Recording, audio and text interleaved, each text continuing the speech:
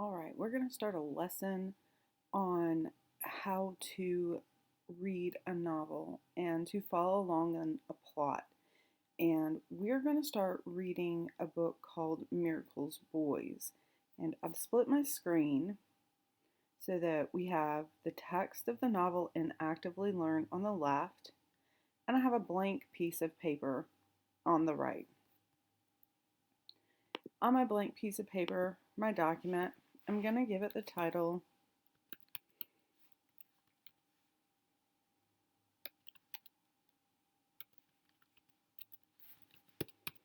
Miracle's Boys Notes. I know that I spelled Miracle's Boys wrong. But in my notes, and if I'm note taking, am I really worried about that? And the answer is no. I'll go back and fix it later. And as students in classrooms across content areas, you've got to get used to being okay with not spelling things right when you're taking notes, when you're getting your ideas down on the paper, and when you go to make a pretty copy of something or a final copy of something, you want to make sure your errors are correct. You want to make sure your spelling is correct in emails and in anything that's professional and final. But when you're getting your ideas down, you're not worried about it. This novel, in Actively Learn, starts out with a poll.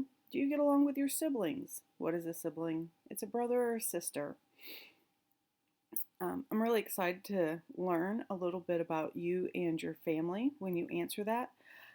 When I was your age, I did not get along with my younger brother at all. Now my brother and I are very close with each other, so I'm good friends with my siblings. Okay, chapter 1. For my notes, I'm going to start with, I put that in the wrong place. I'm going to start with a subheading, chapter 1 for my notes. That way when I go back to my notes, I know what I'm looking at. I'm looking at Miracle's Boys. I'm looking at chapter 1. The other thing I love to do is I love to date my notes because, I might run across these notes 5 years from now and be like, I'm not sure what these notes are. When I took them, are they important? I'm not 100% sure what day it is, so I'm just going to make up a day. I really think it's the 16th, but it's fine. Okay. And I'm probably going to start a bulleted list. I may change it to a chart. Right now, if I've never read this book, I'm really not sure what I'm looking at so far as how do I want to organize my thoughts, and that's okay. Sometimes you just start with putting something down on your paper. Okay, and now I want to get rid of this. Okay, I had lost it for a minute, guys. I just needed to put that toolbar back away. All right, when you read in your head, you need to be reading like you're reading to someone, and it helps keep you interested. So I'm going to start here with chapter 1, and in my head, I am reading to my audience. I'm reading to my students. I'm reading to my puppies who are sitting here beside me. I am reading to the little girl next door. I am reading to an audience, and I'm making it sound good. So when you're reading in your head, take the time to make it sound like you're reading to someone else. Okay? And if you need to practice this out loud, when I read things out loud, I understand them much better than I do when I read in my head. It slows me down. I take time to put emphasis on the words. Never feel bad about reading out loud. It's the best way to process the information. Brothers is the baddest. Then comes Dominicans. Dominicans don't mess around. I'm cool with Dominicans though. They don't mess with me. I don't mess with them. I lay back on my bed and listen to my brother. So I'm going to stop here. We've started in the middle of the conversation. Is the narrator talking, or is the listening talk, or is someone else talking? How do we know? And it says, I lay back on my bed and listen to my brother. So if the narrator, the I, is listening, then the brother must be speaking. So we're in a first person.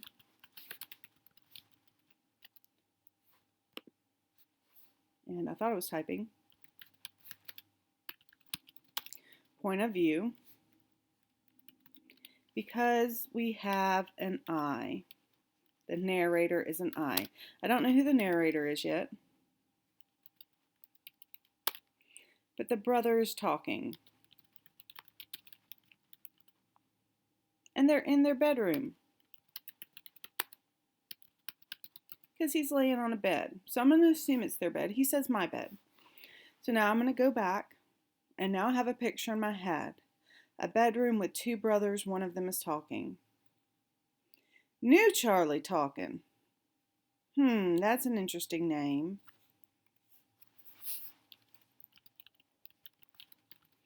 And I wonder why New Charlie. We had shared this room since the day I was born, and I swear since the day I was born, he'd been going on about who was the baddest.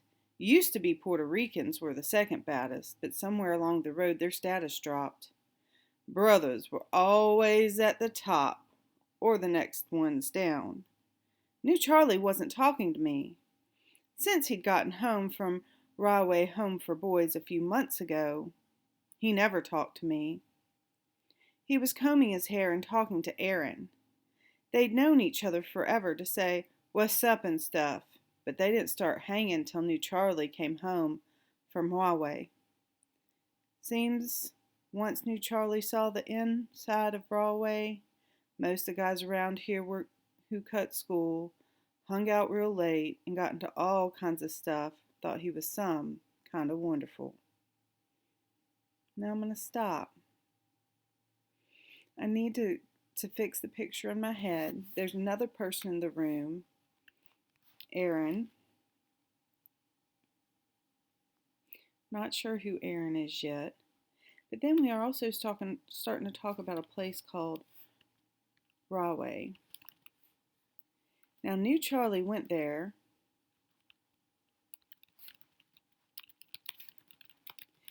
And when he came back,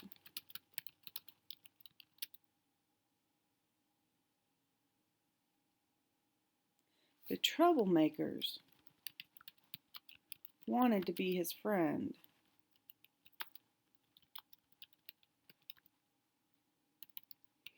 So, what is Rahway?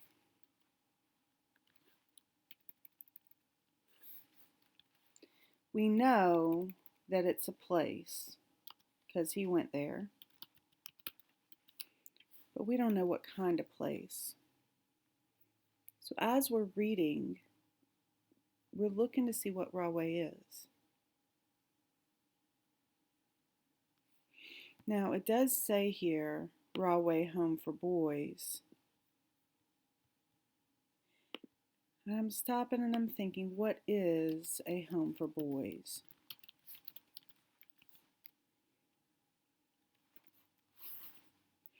And this is what it looks like when we're reading to understand. Now I left off down here at the bottom, Aaron. I'm going to go ahead and drag us all the way to the top where I left off. Aaron acted like he wanted to kiss the heels of New Charlie's shoes. So did he really want to? This is a simile. It's letting us know that he wants something pretty, he really likes New Charlie. Hanging on to New Charlie's words like they were something special. And New Charlie was just as stupid over Aaron, hanging out with him like Aaron was his brother. Like Aaron was me. New Charlie and Aaron were the same height and walked the same way, and now they had the same meanness. Next to New Charlie, meanness.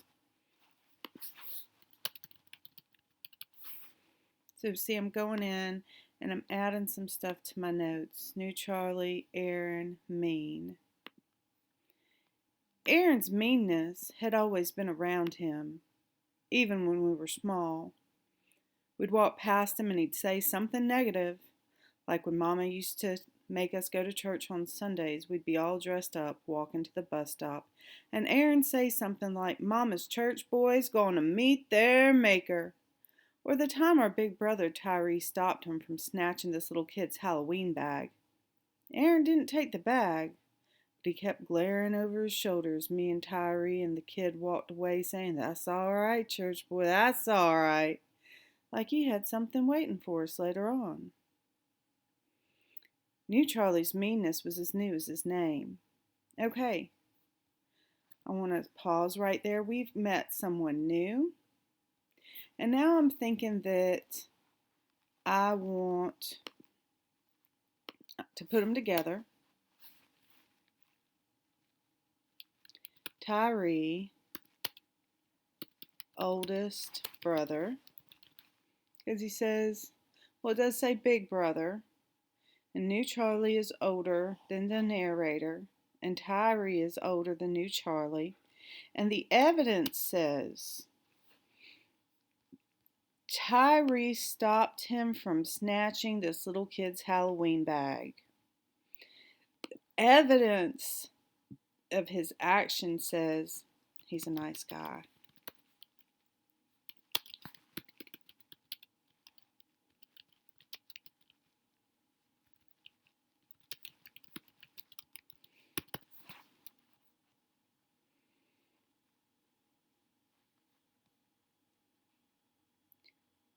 Now, New Charlie's meanness was as new as his name. So he hasn't always been mean, and he hasn't always been New Charlie. He'd come back from Rathway with it.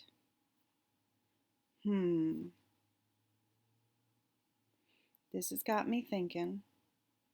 And in my head, I'm seeing some boxes, some cause and effect boxes. So I'm going to put in, that's not where I want to put it. Actually, insert my cause and effect boxes. And I have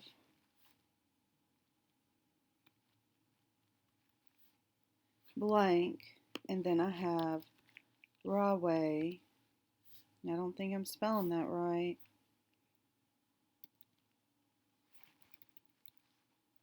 And then I have New Charlie. Rahway caused New Charlie. I'm not sure what caused Rahway.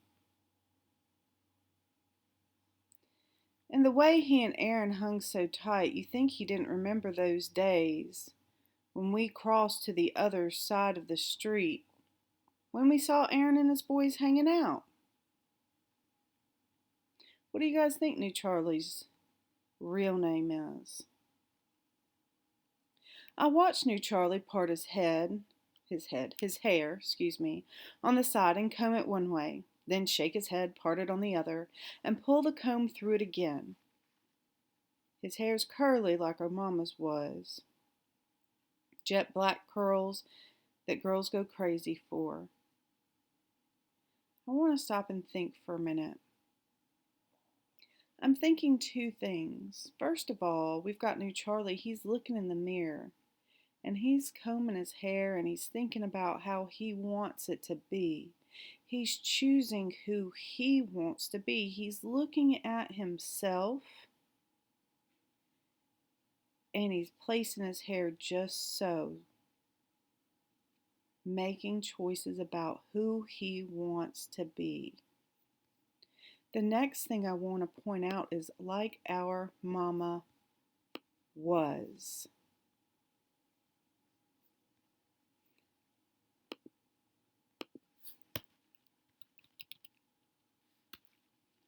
If we say our mama was, that's the past tense. what happened to Mom. Something happened. Because he didn't say like Mom's is. He said like Mom's was. I'm going to start here. He's 3 years older than me, but only a little bit taller, and at the rate he was going school-wise, come this time next year, I'd be almost caught up with him. I'd just started 7th grade and knew Charlie was repeating 9th, but he didn't seem to care one way or another. The old Charlie. Now look at this. This is new Charlie starts with a capital N, and they're presenting it as a compound word. This is separated with a lowercase o and a capital C. So this old here is just an adjective. It is not part of a name. So we have new Charlie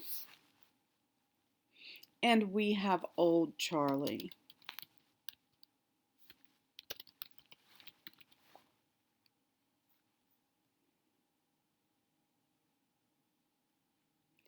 Old Charlie would have cared about me catching up to him. He would have sat down at the dining room table and crammed because he would have been embarrassed about me being in almost the same grade as him.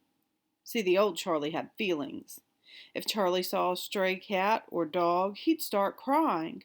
Not out and out bawling, but he'd just see it and start tearing up. So the audience is giving us evidence that the old Charlie was caring. Sometimes when we were out walking, he'd turn away real fast, and I'd know it was because he saw the shadow of some stray animal and was wishing it wasn't out in the cold. Once he told me that some nights he lay in bed just praying for all the stray animals out there. Now, these words are in italics and not quotation marks. These are words from the past, not words from the present. There's a lot of them, you know, Charlie said, and probably not a whole lot of people praying for him. He told me about St. Francis of Assisi and how he was the guy who looked out for all the animals. He said that him and St. Francis were the only two asking God to help those animals walk in the cold streets not to freeze to death. I promised Charlie I'd pray too. And sometimes late at night, Charlie would start talking, telling me stories about how things were before I was born. Memories of him and our older brother, Tyree and my mama and daddy together. Wasn't ever anything mean in it. Like that he wished I hadn't been born or something. Just stories. Quiet stories that would make me smile, and help me fall asleep. Now I called him New Charlie because now we're going to know why. Rathway hadn't sent the guy I was talking about home. This guy, standing at the mirror moving his hair around his head, was something different. See this guy? It's a separation. This isn't my brother. This is just some guy on the street. This guy over here, that guy over there. Not my brother, not my father, not my cousin, but this guy, this someone, this something. He's taken him away from even being a person. Not the guy who used to laugh and tell jokes and put his arm around his shoulder. This guy did none of those things. Never did any of those things, ever. Right after he came home from Huawei, I got up in the middle of the night to look at him. He'd been away for more than 2 years. I'm going to put that over here in my chart. For those of us that have parents that go on deployments and stuff, sometimes they come back a little different. Normally they're only gone 6 months. Charlie was gone for 2 years. And the guy sleeping across from me was a stranger. Some days he'd just sit on that bed with his hands hanging down between his knees, just staring out the window and looking evil. But when he was asleep, his face spread out. All the frowns and scowls just kind of faded, and he looked like Charlie again, ready to care about something, to be happy, or to cry about stray animals. The author here put a positive feeling, happiness, and a negative feeling, sadness. The inference between putting the positive and the negative feeling here together is that new Charlie may not be experiencing any healthy emotions, either positive ones or negative ones. Maybe he's just being cold. Okay.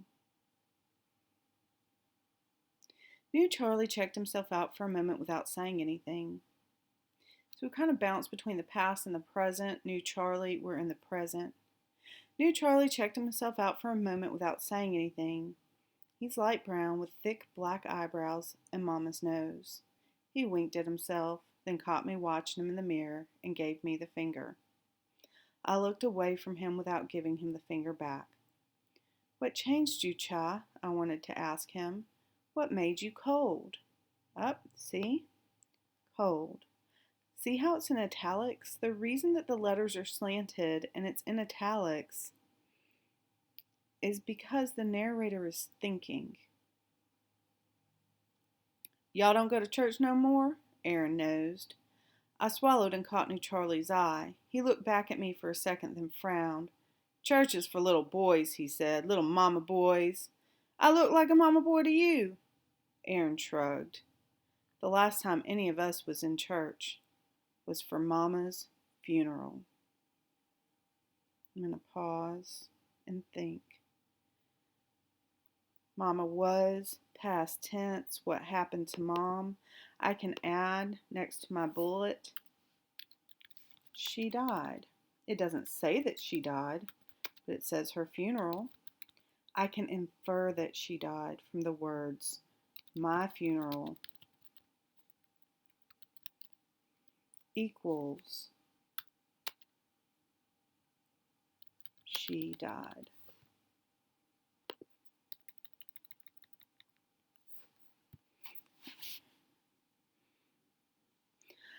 I didn't want to see the inside of one again, at least not for a long time, at least till the thought of even passing by one isn't enough to make me choke up and start bawling about Mama. Stupid little mama's boys like Layla, New Charlie said. My name ain't Layla, I said. All right, our narrator.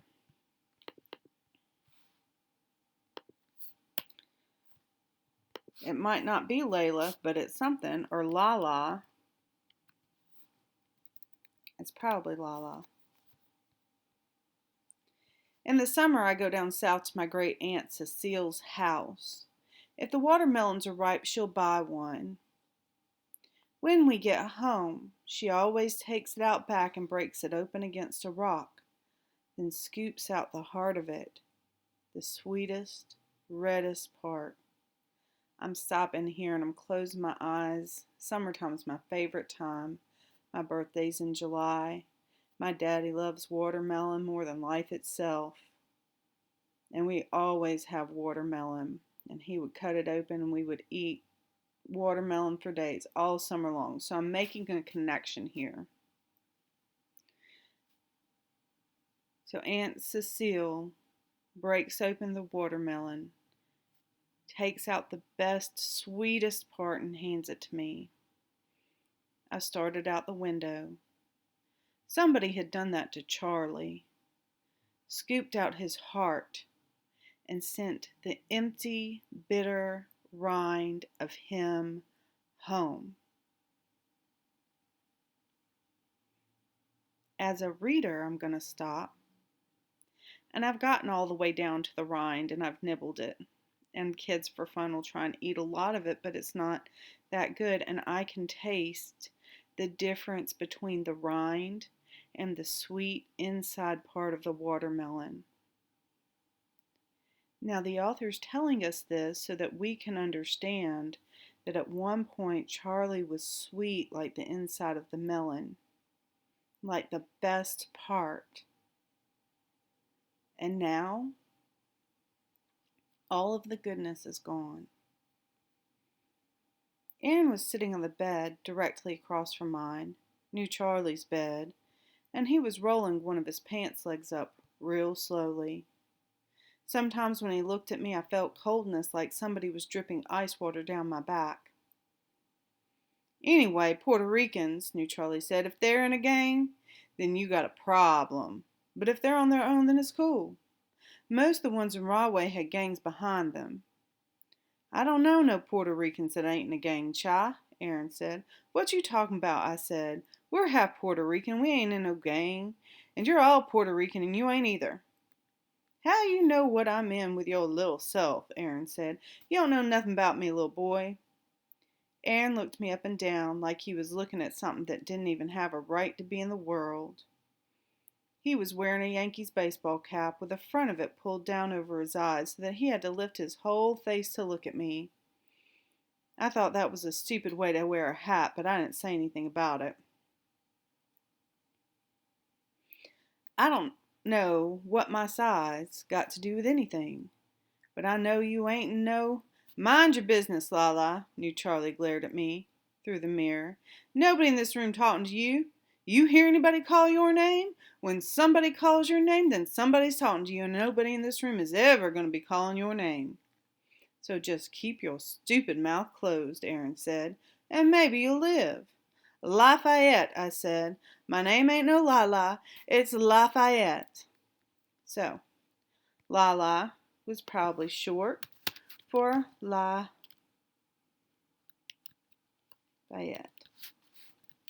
And maybe it was fine for a small child, but it's not fine for a middle school boy, Lala.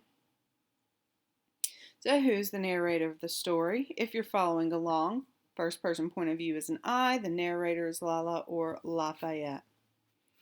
I turned away from both of them and stared out the window. If you ever had a brother who didn't like you, then I don't have to explain it. Feels like being a stranger in your own house.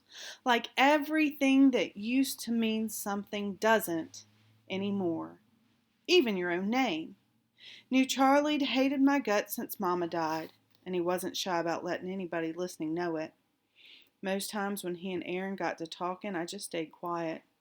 If I was real quiet, like I was invisible, and if I was invisible, knew Charlie couldn't hate me. What about white boys? Aaron asked. White boys? What you think about white boys? Don't know, Cha. That's why I'm here asking you. You act like you know everything about Dominicans and Ricans and brothers. I figure. Course I know about white boys, New Charlie said. They ain't even worth mentioning. It's like if you have a totem pole of badness, right? You got the brothers at the top, then the Dominicans, and the Puerto Ricans in the gangs, and the Puerto Ricans not in the gangs, and maybe some of those Chinese guys that's in gangs. They know karate and stuff too, Aaron said, like Jackie Chan. Jackie Chan can mess some brothers up, yo. Yeah, like if they know karate, then they probably go before the Puerto Ricans in gangs. Except if the gangbangers got guns. Aaron looked over. Blow somebody's head off. I chewed on my bottom lip and didn't say anything. Once before he went to Rahway. So this is a flashback again, and we're doing a lot of this. So before Rahway, Charlie took me to see a Jackie Chan movie. When we came out of the movies, I started kicking and chopping stuff and telling Charlie I wished I was Chinese, so then I could know karate. Charlie put his hand on my shoulder and turned me toward him. Not all Chinese people know karate, he said. That's a stereotype. So I'm stopping and I'm thinking like a critical reader. And I'm going to insert a table here because we're doing a lot of ping-ponging back and forth. And we have the past in Charlie. And we have the present. And we have New Charlie.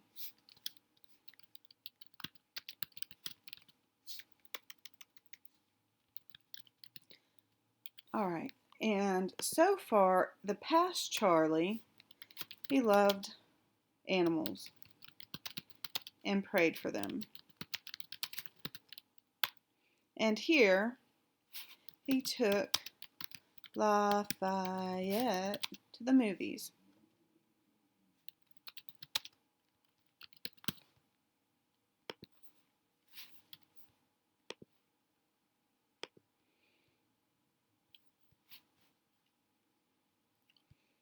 I didn't know what he was talking about, but his hand was hard on my shoulder, so I stopped chopping. Like when people say all black people are lazy or something, Charlie said. I shrugged. A few minutes later, I saw another movie, only it wasn't Jackie Chan and it wasn't about karate. It was about this couple, and they had this landlord who lived upstairs who was supposed to be Chinese or something, only he wasn't really. He was some guy make-believing. When people in the audience started laughing at the way he was talking, I felt weird, like it wasn't right. This is some evidence about who Lafayette is.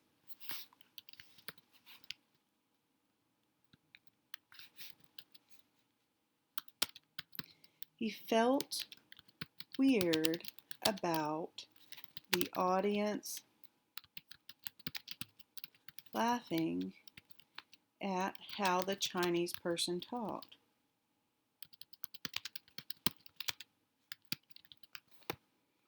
What does that tell me about his character?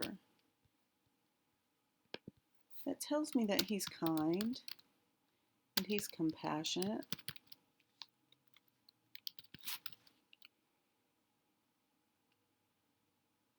He's got a good heart. But if they know karate, knew Charlie was saying, then they can kick the gun right out the gangbanger's hand, right? Yeah, Aaron said, you're right, if they fast enough. Don't a bullet travel at the speed of sound or something? Depend on the gun, probably, New Charlie said. I wanted to remind New Charlie about that day at the Jackie Chan flick, about his hand on my shoulder and what he said. I wanted to tell New Charlie that he had the totem pole idea all screwed up. If brothers were at the top, that meant they were the least bad.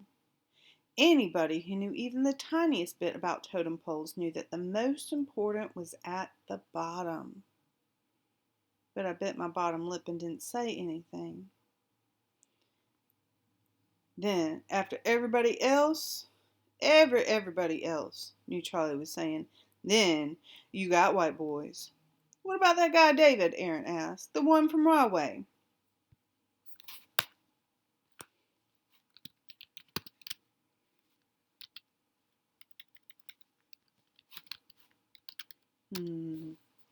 I looked at New Charlie in time to see him glance at me in the mirror, then cut his eyes back at Aaron. He wasn't allowed to talk about Rahway in front of me. Tyree didn't allow it, but Tyree was at work and knew Charlie took every chance he could to do the opposite of what Tyree said. He turned toward Aaron and leaned back against our dresser, then dropped his voice real low. I saw him make a knife out of a spoon slipper, he said. His moms had sent him one because he kept saying his shoes was getting too small. And since she couldn't afford to buy him a new pair of shoes, she sent him some Vaseline and one of them things make putting your shoes on easier. I know they got another name, but he called it a slipper spoon. New Charlie eyed me, daring me to give the right name for it. I looked up at the ceiling and didn't say anything. I love stories about Rahway. Every night I'd hear some scraping and scraping real soft against the floor, like you had to listen real hard to hear. Sounded like a shy cat against a screen door, just like a little whisper of a scrape. But I knew what it was, so it sounded real loud to me, like a clock ticking away somebody's life. How he gonna sharpen on the floor, yo? New Charlie rolled his eyes. Floors in Rahway aren't regular floors. Everything there is made of cement. Walls, ceiling, floor, like you living inside a big gray rock. Winter, you feel like you'll freeze to death inside that rock. Summer, you think you're going to fry. He stared into the mirror, only he wasn't looking at himself anymore. He was looking somewhere else, someplace far away. Everywhere, everywhere cement, he said, his voice dropping lower. And all of us always marching in a line to the bathroom, to grub hall, to yard time. No talking, just marching, marching. Say one word and the CO's calling your last name, taking something away from you. No TV, no yard time, no rec hall. He was still looking at that far off place, but he was whispering now. No you, no more. No you, no more. Taking something away from you. He's saying it raw way. They're taking the things away. They're taking your TV, your outside time, your game time. No you, no more. What happened to old Charlie? He spent 2 years in Rahway, and now Charlie is saying, no you, no more. Is he talking about everyone else, or is he talking about himself? I pressed my back into the wall, the white, white walls Mama had painted to make our room bright, and tried to imagine my brother inside that stone place, the place he'd gone back to after Mama's funeral. No Mama, no name. So, a good reader realizes that Charlie was already in Rahway when his mother passed. And then after she passed away, he had to go back. Who that guy killed, Cha? Aaron asked. New Charlie blinked and looked from me to Aaron like he wasn't sure who we were or why we were there. Who? That guy get David, yo. The one with the slipper spoon. Aaron said, what's wrong with you, man? You're like, beam me up or something. It's not deep, eh? I'm just trying to remember. All of it. A few days later, David showed me the slipper spoon. Only it wasn't a slipper spoon no more. He moved it real light across his finger, and one drop of blood came out. Reddest blood I've ever seen in my life. I mean, he like barely touched his finger and that drop of blood was there. His finger was real pale and that blood just stood out on it, all thick and red. I looked at that blood and knew the next person came in contact with that slipper spoon was never going to hear the words happy birthday again. Who he kill? Aaron asked again. Yeah, New Charlie said. I'll have to put David higher on the totem pole than other white boys. Aaron grinned. You ain't gonna say 'cause of Lala. New Charlie nodded. I know he didn't kill anybody, I said. I know the CO found that shoehorn under David's pillow one day while y'all were out in the yard, and David got sent off to another place worse than Rahway. Now look at here at what Lafayette did. Lafayette used the correct word, shoehorn. And I think that's important because he's working, he's not putting his intelligence and self to the side. He's calling it the correct name. New Charlie gave me a dirty look. That's what you think, stupid. That's what Tyrese says to tell you, but that ain't what happened. And since you think you know so much, I'm really not going to say. I almost said too. Then you had to go and open your fat mouth. That's what you get, you little. I waited for him to say it, but he didn't, and I felt my stomach relax. He turned back to the mirror, and I wonder what he was going to say here. A good reader wonders, because he's already called him Lala a bunch of times, and he doesn't like Lala. and this was enough to make his stomach clench up. New Charlie was wearing a plaid long-sleeve shirt and baggy jeans. He unbuttoned the top button, then buttoned it again, checked himself out one more time. "You ready?" New Charlie asked. Aaron nodded. "Then let's step."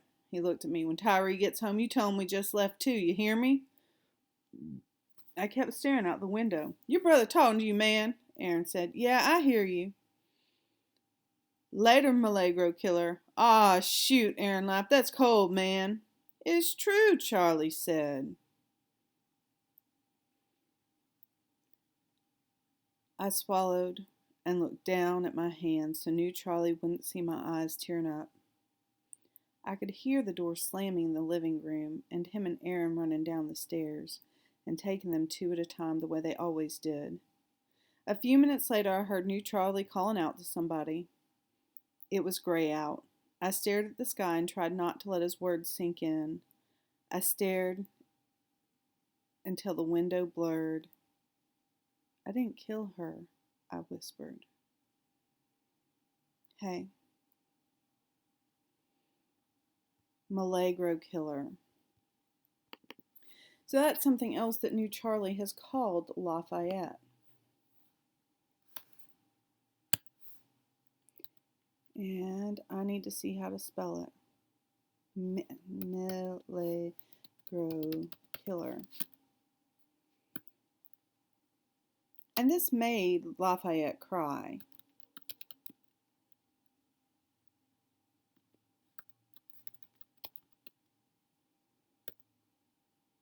And he said, "I didn't kill her." And I'm asking myself, who is her? And a good reader here is making a prediction about who she is. I'm going to put this "her" in quotation marks.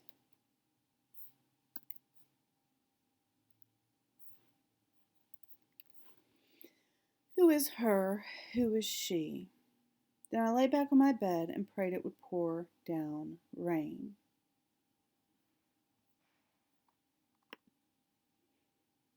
Okay, so a good reader at the end of a section goes back and reads over their notes. What did we learn? What do we remember? Well, Lafayette is the narrator, and his brother calls him Lala and Milagro killer. The brothers talking at the beginning of the scene, and they're in their bedroom. And New Charlie was Old Charlie. New Charlie's mean, Old Charlie's caring. He spent 2 years at Rahway. Know you no more. He lost himself, and now he's New Charlie. We've got Aaron, who's mean. We have Tyree, the oldest brother, who's a nice guy. Rahway's the home for boys. And Mom has passed away. We've got the old Charlie and the new Charlie. And Lafayette is a pretty good guy. He felt bad about the audience laughing at the Chinese person, so we know he's kind and compassionate. The poll question, do you know anyone that's lost a parent? Yes or no? Think about how hard it is. So now here we are at a new chapter. So I'm going to title my notes, Chapter 2. I am going to start a new bulleted list.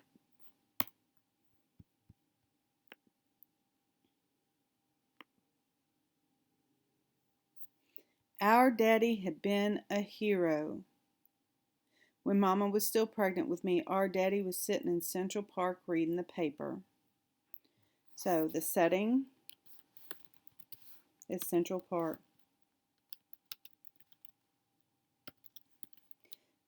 When we say Central Park, the audience thinks New York. There's more than one Central Park, but only the one in New York doesn't need to be named. We also have for Daddy, and we're talking about Dad. and again was.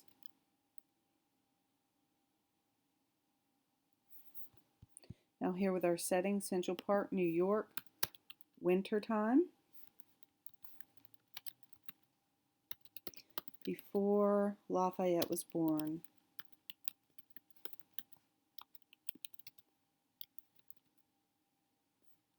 And that means it was in the past.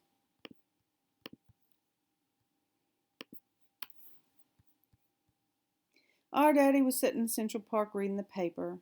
It was wintertime, but he liked to go over to the park and sit. He liked the quiet and the cold together. I want to point out he liked the sound of his newspaper made when he turned the pages in the wind. Okay, so we're building suspense. We saw he liked 3 times.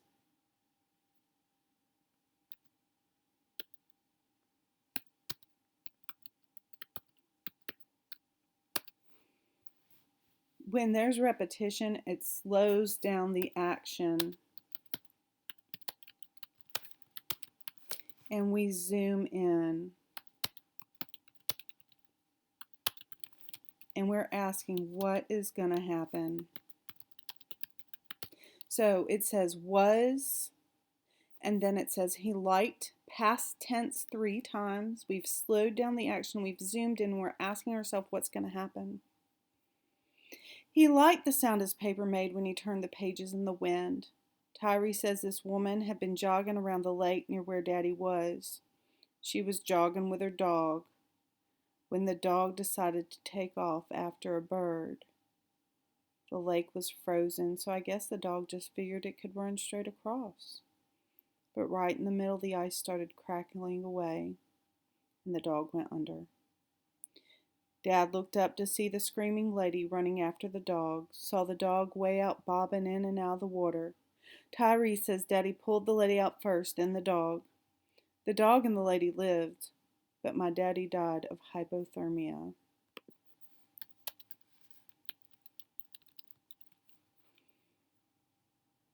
Okay, so hyper means a lot of, or lack of. Hypo means a lack of. Hyper means more of.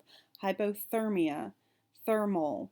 When we think of thermal underwear or a thermos, it keeps warm. So hypo, he was not warm. He died because he got too cold.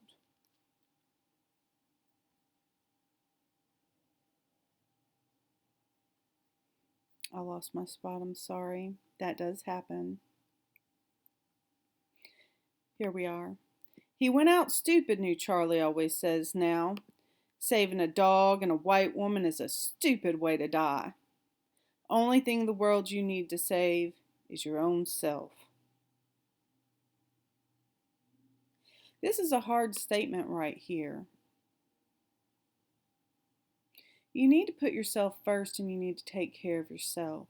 But it is also equally important to take care of the people around you, and that is a very delicate balance.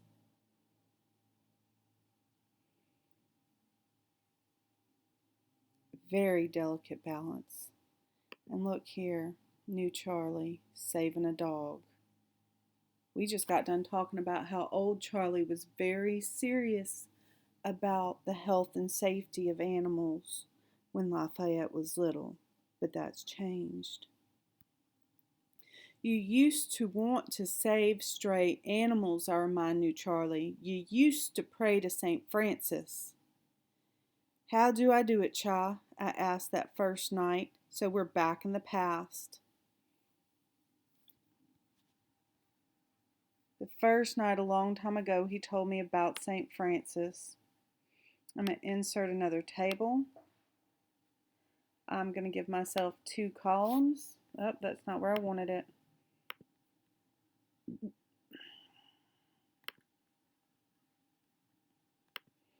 And we're going to have our past. And here in the past, Charlie is teaching Lafayette to pray.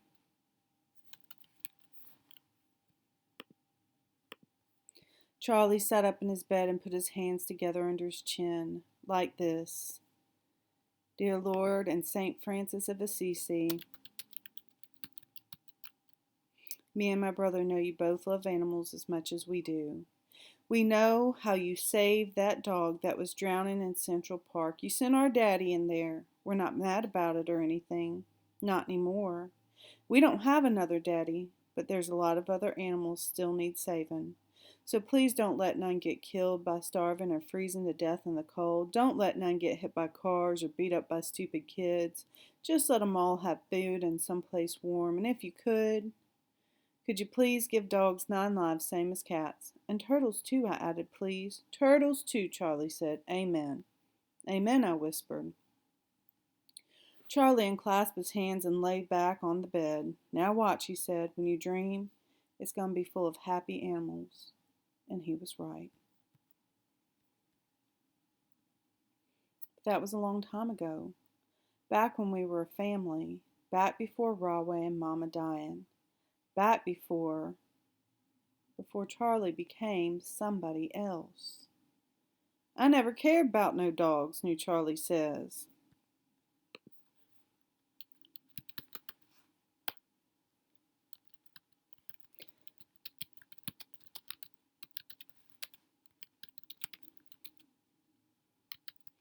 So in the present, New Charlie says he did not care about dogs. But he doesn't look at me when he says it because he knows I know he's lying. All we got now is one other brother, Tyree.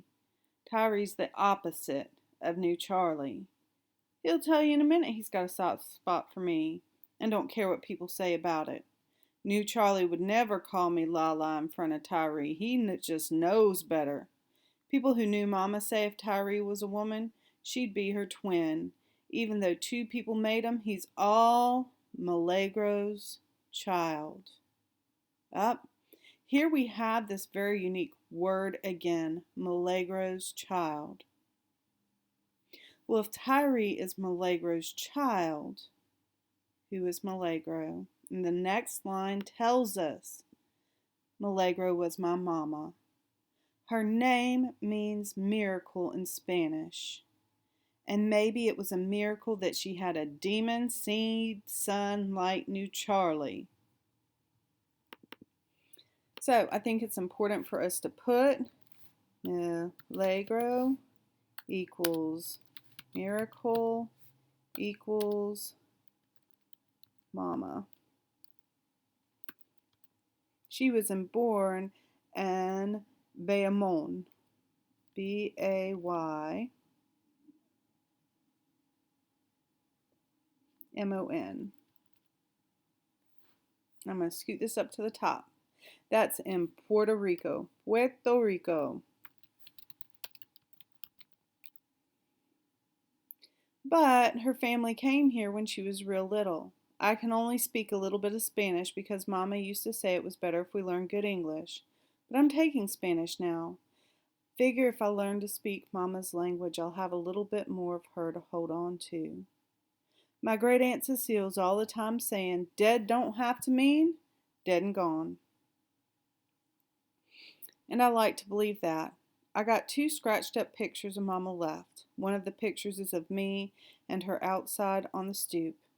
Mama's sitting and I'm standing, bending over her to show her something I got in my hand. Mama's wearing a light blue dress and she has her hair out so it's all curly around her shoulders. In the picture, she's smiling at the thing I'm showing her like she's real proud. I look close at that picture all the time, but I still can't remember what I was showing her. The other pictures of me and Charlie and Mama. We're all dressed up and smiling. Maybe it was Easter. Mama has her arms around me and Charlie's shoulders. We both look a little bit like her in that picture, but I'm much darker like Mama said my daddy was. There used to be a lot of other pictures, but they all got burned. New Charlie had a fit one Saturday and burned them all, but we're not allowed to talk about it. So New Charlie burned family photos. and I'm going to stop and think about this. If these people are gone, they've already passed away, how valuable are these photos? They're never going to get any new ones.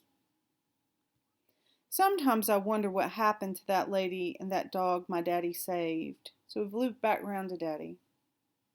There's always stories about people getting saved and then giving the people who saved them money, or people coming along years later and naming their kids after the people. But none of that ever happened to us. My daddy's name was Lafayette too, and I wonder if there's a little white kid somewhere named after him. Maybe the lady's still jogging around Central Park. Maybe she keeps her dog on a leash now, though. And maybe once in a while she sees in her head my daddy running toward her on a half-frozen lake. Or maybe she didn't have any kids and doesn't remember my daddy at all. And I think what this is saying is maybe her life didn't change. All right. End of chapter 2. Thank you guys for listening, taking a look over my notes. We're going back and forth between the past. I want to add some notes here now that I'm thinking about it. In the past, Dad saved a drowning woman in the park and her dog. Then he died of hypothermia.